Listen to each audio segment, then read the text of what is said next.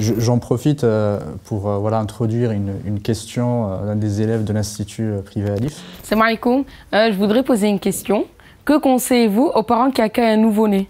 Effectivement, après avoir donc choisi la meilleure des femmes, en tout cas que l'on pourrait avoir, je pense qu'il faut déjà beaucoup d'amour pendant la grossesse, oui, et beaucoup d'accompagnement. Et que l'enfant est très sensible, on le sait aujourd'hui. Donc, il ne faut pas penser qu'on va attendre la maternité. Donc, il faut préparer beaucoup d'amour, beaucoup de douceur, parler de la meilleure façon et éviter les cris dans les familles. Je pense que l'enfant le vit certainement, d'après les psychologues.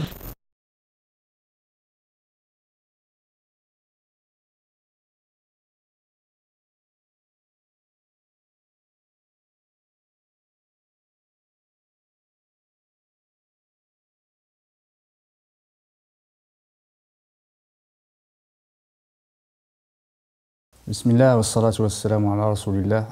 Assalamu alaikum wa rahmatullahi wa barakatuh. Aujourd'hui, nous nous trouvons dans un lieu symbolique que nous avons, alhamdoulilah, choisi. C'est un lieu d'apprentissage. Et quoi de mieux pour aborder ce thème de l'éducation qui nous est très très cher. Alhamdoulilah, cette série de cours, cette série d'échanges qu'on va entamer par ce premier cours, adressera un des sujets extrêmement importants pour nous, en tant que parents, éducateurs et en tant que membres de la société. Cette série de vidéos est un partenariat entre Dariftan, l'Institut Alif et la mosquée du Mirail. Et alhamdoulilah, cette série de cours, on sera accompagné par Cheikh Mahmoud, barakallahu fi. On le remercie de nous avoir accordé de son temps pour pouvoir développer cette thématique. Et on va commencer, alhamdoulilah, on va commencer en premier, je pense le premier cours, qui va être un préalable justement à l'éducation dans l'action. Ces préalables-là, ces étapes préparatoires qui sont très importantes à prendre en compte parce qu'elles vont conditionner l'avenir de l'enfant. Et tous ces aspects-là, alhamdoulilah, qu'il faudrait prendre en compte, il faut y amener, y donner un soin tout particulier parce qu'ils vont préparer le terrain pour la construction de la personnalité de l'enfant, pouvoir l'accompagner, l'entretenir et pour qu'il arrive à l'objectif qu'on souhaite tous, qu'il soit le meilleur ambassadeur de notre religion. Barakallahu fik, Cheikh, si tu peux nous en dire quelques mots à propos de cette phase préparatoire. Allah barifik, bismillah, alhamdulillah, wa salatu wa salam ala rasulillah. Effectivement, l'éducation, c'est, je dirais, c'est un thème si important qui n'est jamais aussi bien traité et c'est toute la vie, en fait. Je pense qu'il faut vraiment, avant toute chose, quand on veut construire, on a certainement tous des projets, mais il faut se baser, il faut faire une bonne fondation, il faut imaginer un projet, s'y voir également. Donc pour cela, plus la fondation sera solide et plus le projet va, on espère, tenir le plus longtemps possible. Ça, c'est la première chose. Donc ceci amène déjà à réfléchir et à savoir de quoi on a besoin. Et comme Dieu a voulu que l'espèce humaine soit celle dont l'apprentissage est peut-être la plus longue, quand on compare aux autres espèces, aux animaux en particulier, l'enfant naît et se développe, a besoin certainement des parents, mais pour un temps relativement court. Alors que pour l'espèce humaine, Dieu a voulu que cet enfant donc, ait besoin, bien sûr, d'Allah subhanahu wa ta'ala avant toute chose, ensuite ait besoin de ses deux parents et de toute une famille autour, et de la société en général, pendant très très longtemps. Donc, ceci prouve que le choix du terrain est extrêmement important. Et qui veut cultiver sans être paysan, on doit choisir la meilleure des terres. Ensuite, la préparer. Et ensuite, planter la meilleure graine. Et désherber, entretenir, accompagner et surveiller. Puisque, comme tout événement, je dirais, toute interaction, il y a forcément des interactions qui sont souhaitables et d'autres qui ne le sont pas. Donc il est absolument important de veiller à ce que les choses se passent comme en tout cas on l'espère. Donc de ce point de vue, il faut savoir aussi, ça me paraît aussi important à Mohammed, c'est que on est responsable. Et ça, je pense que c'est extrêmement important. On est responsable de soi-même, certes, on est responsable également donc, des personnes par qui Dieu nous éprouve. Et par conséquent, cette responsabilité amène une double responsabilité de soi et des autres. Donc, d'où l'importance de se mettre en face de ce que Dieu attend de nous, ou en tout cas de ce que nous avons accepté de la part de Dieu, c'est-à-dire cette épreuve d'être libre, et cette amana, tout est amana, c'est-à-dire que tout est dépôt de confiance. Allah nous donne les moyens donc qu'il a créés pour pouvoir ensuite nous mettre à l'épreuve et nous aurons ensuite à rendre compte. Donc ça, je pense que c'est extrêmement important de le garder en tête tout le long certainement de cette série de cours, mais également dans la vie de tous les jours. Donc qui dit terrain fertile, Dieu a voulu et il n'a besoin de rien. Il a créé Adam sans père ni mère, de ses propres mains bénies. Il a créé Jésus, Isa alayhi salam, sans père.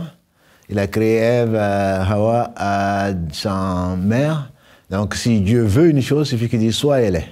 Et Dieu a voulu que la pérennité de l'espèce humaine soit assurée au travers d'un couple. Qui doit être légalement marié. Et donc il ne s'agit pas de satisfaire ses besoins, etc. Il s'agit de le faire dans un cadre, qui est un cadre islamique, qui est le plus sain et le plus assuré possible. Quand je dis le plus sain, ça veut dire qu'on peut bien entendu imaginer des formes d'interaction dans différentes sociétés, mais l'islam les facilite et en même temps l'islam les contrôle et l'islam donne à chacun des droits et des devoirs qui sont très important, dans la mesure où sans cela, le couple n'est pas stable. Ça, je pense qu'il faut le comprendre. Ce n'est pas un carcan. Donc, ce couple est formé pour interagir et pour pouvoir se supporter l'un l'autre et s'entraider. Donc, le premier choix, je dirais pour un homme en tout cas, c'est le choix de la mère, de la future mère, si Dieu leur donne des enfants, parce que ce n'est pas un droit dans l'islam. C'est plutôt un don. Donc il faut le voir en tant que don et ne pas revendiquer tous les jours, juste après le mariage, je veux avoir ceci, je veux avoir cela. Bon, on peut rêver si on veut. Mais en tout cas, c'est Dieu qui donne.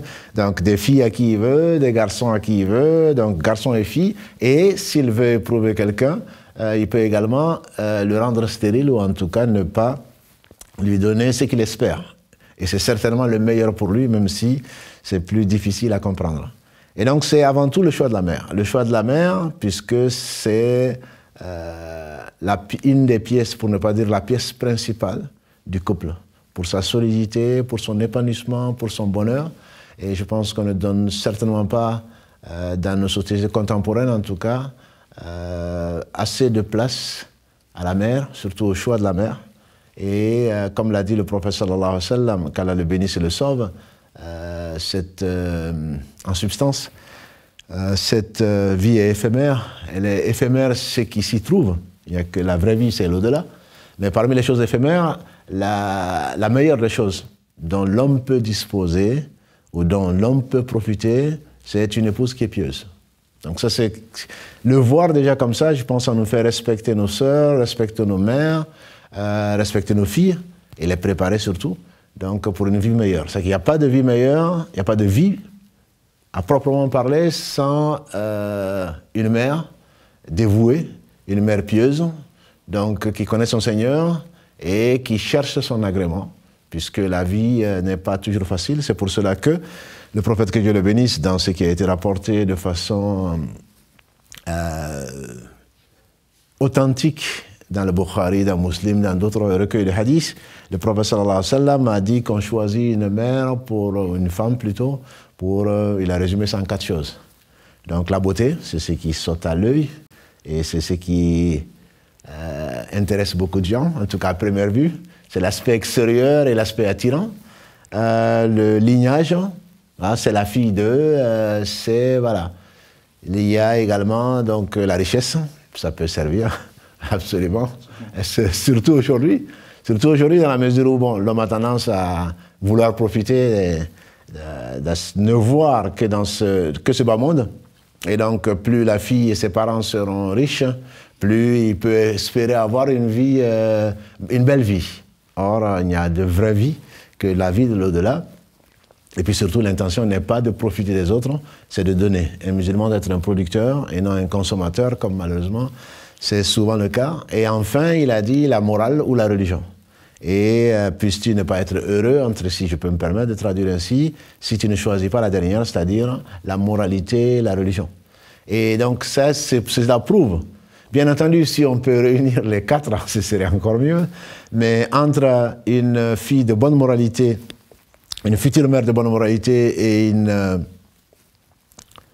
fille qui descend d'une bonne famille, même noble, et qui est riche ou qui est belle, il n'y a pas photo. Il n'y a pas photo, bien entendu. La première des choses, c'est vraiment la moralité. Et cette moralité, bien entendu, ceci nécessite, bien entendu, une enquête. Ce n'est pas sur les réseaux sociaux qu'on va savoir la moralité. D'ailleurs, je dirais, elle est inversement proportionnelle à l'activité sur les réseaux sociaux. Parce que quelqu'un qui va chercher, je ne jette pas la pierre, hein. Peut-être que de nos sœurs n'ont pas trouvé leur partenaire, les parents doivent y veiller, les frères, le père, la mère, et encore dans l'islam, il n'y a pas de fausse pudeur, parce qu'on sait que pour un père d'une jeune fille, ou pour un père d'un jeune homme, je pense qu'il doit penser à son avenir, et donc il doit être concerné, c'est pas seulement pour ses petits-enfants, mais c'est pour la santé morale de la société, la santé de sa famille, son honneur, etc. Donc on se doit, plutôt que d'utiliser des réseaux sociaux, on se doit d'enquêter, de profiter de n'importe quelle situation, entre guillemets, pour, si on voit une personne ou ses parents, des parents de filles ou de garçons, y penser. Omar ibn Khattab, qu'est-ce qu'il n'a pas fait après, donc pour sa fille Hafsa, quand elle était devenue veuve, il a, d'après les sources les plus recommandées, et il a proposé, donc d'abord à Abu Bakr, à ma connaissance, il lui a proposé, j'ai une fille donc, qui est veuve, est-ce que tu n'as pas besoin d'épouse? Celui-là n'a pas répondu. Ensuite, il a été pour des raisons que l'on sait, puisque c'est le meilleur des compagnons du prophète sallam, ce n'est pas par impolitesse. Et ensuite, il a été voir Othman. Donc, il a insisté, cherché un mari pour sa fille, et je dirais l'inverse aussi est vrai.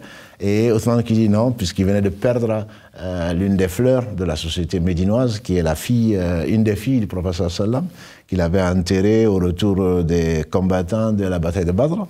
Et donc, il dit, non, pour l'instant, je n'ai pas besoin d'épouse. Et donc, il a été se plaindre au prophète sallam. Ma démarche, quelque part, n'est-elle pas normale?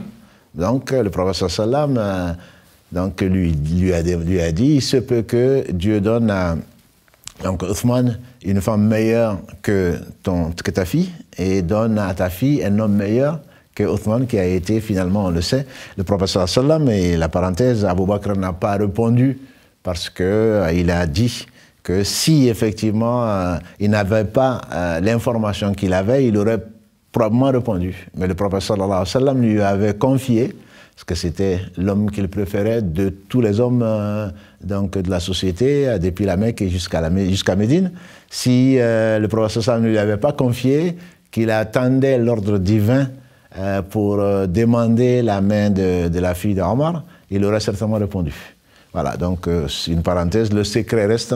En tout cas, c'est intéressant ce que vous venez de citer. C'est un exemple frappant de dire que ce message du choix du partenaire incombe à la fois à la mère, au père, mais également à la mère. Parce que c'est effectivement, les hadiths, ils sont dirigés justement plutôt vers le mari, enfin en tout cas le futur mari, mais c'est important aussi de prendre en compte que le tuteur de la femme, sa famille, doivent aussi chercher le meilleur mari pour leur fille. Absolument, barakallahu fik. On parle ici, effectivement, c'est le hadith, donc c'est notre référence. Mais il est clair que autant Omar a cherché donc, un mari, effectivement, c'est le droit, je dirais le devoir, effectivement, du tuteur, qui est un tuteur qui n'est pas un tyran, c'est quelqu'un qui accompagne, qui veut le bien dans ce bas monde, surtout dans l'au-delà, qui il a été cherché.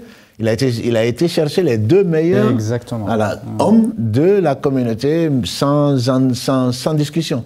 Abu Bakr Siddiq, qui est le meilleur compagnon du prophète sallam, et celui qui est le second, qui est Omar. Il n'a pas été chercher le premier venu. Donc voilà, pour sa fille. Et effectivement, également pour l'homme, bien entendu, ses parents ou lui-même, et accompagner la société, ses amis, doivent effectivement faire la même démarche, exactement la même démarche. Et tellement la femme est importante, comme on l'a dit au début, on doit peut-être insister encore plus pour chercher donc la meilleure, une femme donc douce, une femme pieuse, une femme patiente, avec toutes les qualités. Bien entendu, ce n'est pas un supermarché, ce n'est pas une liste, mais on va essayer de trouver la partie la plus complémentaire et celle donc qui assure, grâce à Dieu, la pérennité, la stabilité, qui participera à la joie dans la famille et qui apportera, qui donnera tout ce que Dieu lui aura donné pour veiller à récolter le succès ici-bas et dans l'au-delà. J'en profite pour introduire une question d'un des élèves de l'Institut privé Alif. Salam alaikum. Je voudrais poser une question. Que conseillez-vous aux parents qui accueillent un nouveau-né? Quelle est l'action, ou en tout cas les actions qu'on pourrait faire à l'arrivée de l'enfant? Parce que c'est un moment important aussi, quand l'enfant va arriver, que cette protection, tout ce qu'on va lui amener comme précepte de la Sunna, oui, pour le préparer justement à son arrivée et à l'arrivée dans le monde réel. Effectivement, après avoir donc choisi la meilleure des femmes, en tout cas que l'on pourrait avoir, je pense qu'il faut déjà beaucoup d'amour pendant la grossesse, oui, et beaucoup d'accompagnement, et que l'enfant est très sensible, on le sait aujourd'hui, donc il ne faut pas penser qu'on va attendre la maternité, donc il faut préparer beaucoup d'amour, beaucoup de douceur, parler de la meilleure façon et éviter les cris dans les familles. Je pense que l'enfant le vit certainement, d'après les psychologues, l'enfant le vit dans le ventre de sa mère. Et donc une fois que l'enfant va naître, la première des choses, dans l'unanimité donc des éducateurs donc dans l'islam, qui se base sur l'islam, c'est de lui faire entendre la meilleure des paroles, qui va l'accompagner toute sa vie. Et n'oublions pas que Satan est son ennemi. Et que, comme l'a dit le prophète sallallahu alayhi wa sallam, Satan est l'ennemi du fils d'Adam, comme Allah le dit dans le Coran, mais le premier cri donc, de l'enfant quand il sort du ventre de sa mère, c'est qu'il a été piqué par Satan. On dira que c'est une différence de pression atmosphérique, une différence de pression, une différence de température entre 37 degrés et 19, mais ce n'est pas pour nous, on est sûr que c'est Satan qui s'attaque à lui déjà. Les seules exceptions, comme il a dit, c'est donc Jésus et sa mère qui ont échappé, grâce à Dieu, donc à cette piqûre de Satan. Donc la première des choses, c'est de lui faire l'appel à la prière dans l'oreille droite. Donc en tout cas, c'est un hadith qui est considéré comme bon. Quant à l'iqama, l'appel à la prière, que la prière est imminente dans l'oreille gauche, les hadiths sont faibles. Donc on va se contenter de ce qui est sûr. Il y a un hadith qui est bon, qui dit qu'il faut faire l'appel à la prière, c'est-à-dire c'est que le muezzin donc dit du haut du minaret ou en Europe donc dans la salle de prière, voilà, Allahu Akbar, ashhadu an la ilaha illallah, donc jusqu'à la fin, pour que l'enfant, la première chose qu'il entende, sorti donc dans ce moment, et il soit immunisé quelque part. Parce que c'est pour cela que les vaccins sont faits. Voilà, donc c'est qu'il soit immunisé vraiment contre donc, les vicissitudes de cette vie. Ça ne veut pas dire qu'il n'aura pas de problème, mais au moins il sera armé à savoir que ce qui va le sauver ici-bas et dans l'au-delà, ce avec quoi il doit vivre et ce avec quoi il doit mourir, c'est l'attestation qu'Allah seul mérite l'adoration et l'exemplarité et la véracité de la mission du prophète Mohammed sallallahu alayhi wa sallam. Donc une fois, et l'appel vers le bien au travers de la prière. Donc voilà des choses qu'on aura certainement à développer. Donc ça c'est la première chose. La deuxième chose, qui est un de ses droits également, après avoir choisi sa mère, c'est le fait donc au 7e jour de sacrifier ce qu'on appelle la aqiqa, de sacrifier au moins donc un bélier, pour celui qui en a les moyens bien entendu, 2 béliers pour celui qui veut faire plus, surtout pour un garçon, c'est la tradition, mais ce n'est pas une obligation bien entendu, et donc de distribuer, de le faire pour Allah, pour que Allah accepte donc cet enfant et l'accompagne toute sa vie, et c'est une sunna de notre prophète Mohammed sallallahu alayhi wa sallam, et de en manger, en distribuer donc aux plus nécessiteux, et également à partager avec des amis, Donc ça, c'est une autre chose. L'autre chose, ce qui est un droit également de l'enfant, soit le faire assez tôt, soit le faire plus tard, c'est la circoncision. La circoncision est très importante. Pour certains, c'est une obligation, mais on va prendre l'avis, je dirais, majoritaire, qui est un acte extrêmement recommandé. Le prophète sallam l'a mis parmi les 5 ou 6 prédispositions naturelles de la fitra. Donc c'est le fait de la circoncision, et c'est une tradition que nous tenons depuis Abraham, donc qui est alayhi salatu wassalam, Ibrahim, donc le père des musulmans, et l'un des deux, donc Allah a particulièrement aimé, donc qui est son Khalil. Et donc ça également, ça fait partie de ses droits et du devoir donc de ses parents, notamment donc de son père.